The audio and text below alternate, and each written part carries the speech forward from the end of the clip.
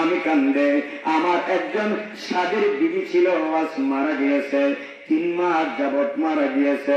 আমি আমার বিবির ভালোবাসা, আমি আমার বিবির জন্য আমি আর ঠিক মতো খাইতেও পারি না, আমি ঠিক মতো ঘুমাইতেও পারি না, আমার কোনো কাজের মধ্যে মন বসে না।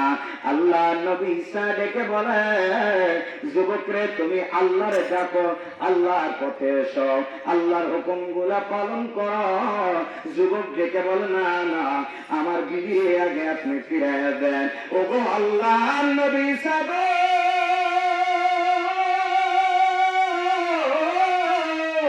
আমি আল্লাহকে ডাকতে পারি, আগে আমার বিবির যদি আপনি ফেরত দেন। আল্লাহ নবী ঈসা ডেকে বললেন, কই তোমার বিবি? বলে, এই কবরটা দেখা যায়, এই কবরের মধ্যে ঘুমায় আছে। আল্লাহ নবী ঈসা ডেকে বলে, ওগো কবরের মধ্যে যে ঘুমায় আছো, তাড়াতাড়ি জলদি করে উঠে পড়ো।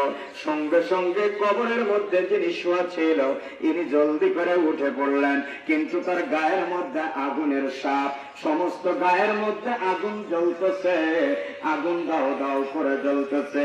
ওগো আল্লাহ নবী ঈসা, ইনি তো আমার বিবি নয়।